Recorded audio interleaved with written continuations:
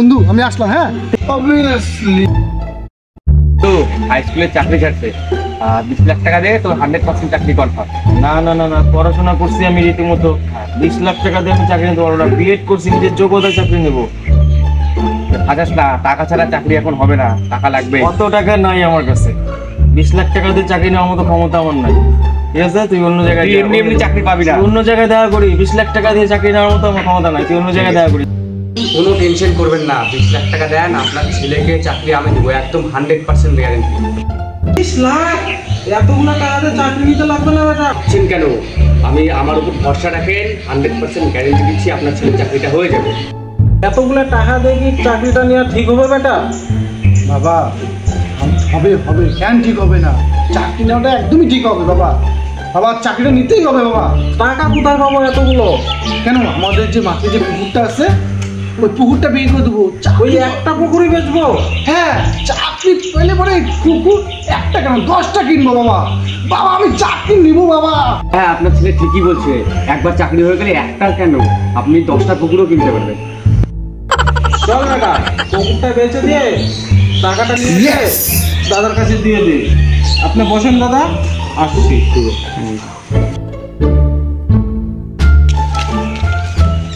শুনলাম তুই বলে হাই স্কুলে চাকরি পেয়ে গেছিস। হ্যাঁ ইয়েস, অবভিয়াসলি আমি পড়াশোনা করছি, চাকরি পাবো না? তুই তো পড়াশোনায় ভালো ছিলিস না, কিন্তু ঘুরে বেড়াতিস, তাও হাই স্কুলের চাকরি পালি কি হবে? হ্যাঁ, আগে আমি খারাপ ছিলাম, এখন প্রিপারেশন নিয়ে নিজের যোগ্যতা দিয়ে চাকরি নিয়েছি।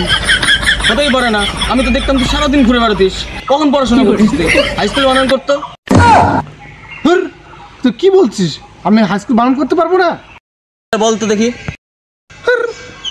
আমি পড়াশোনা করে মাস্টার হয়েছি, আমি হাই স্কুল বানান করতে পারবো না?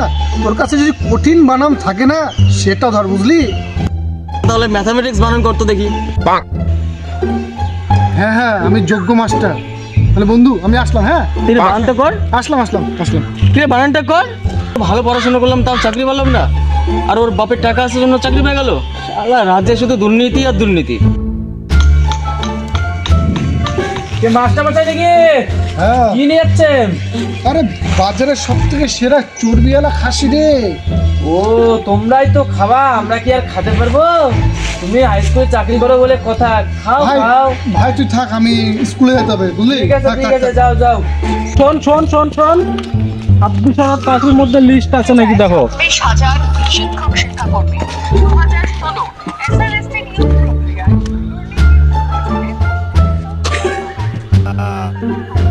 বাবা কি হবে? পুকুর জমি তো সব গেল, আমাদের তো কিছু থাকলো না বাবা।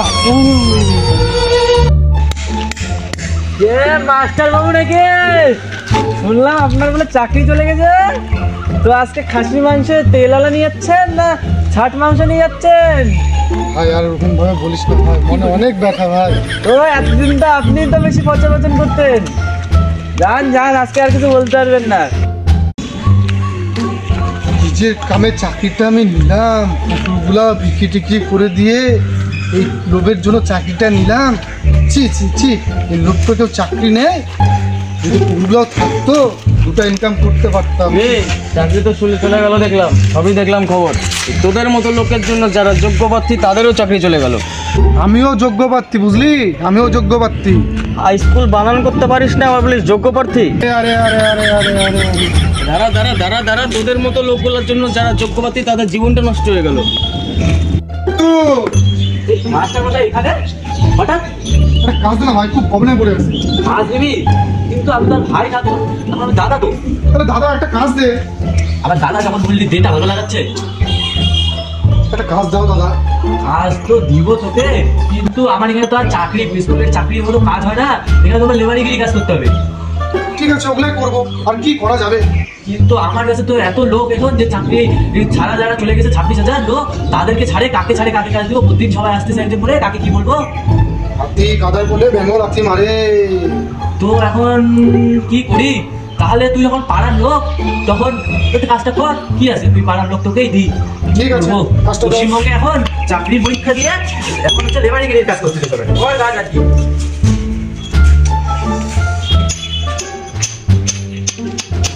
কাজ করতেই হবে। হয়েছে রে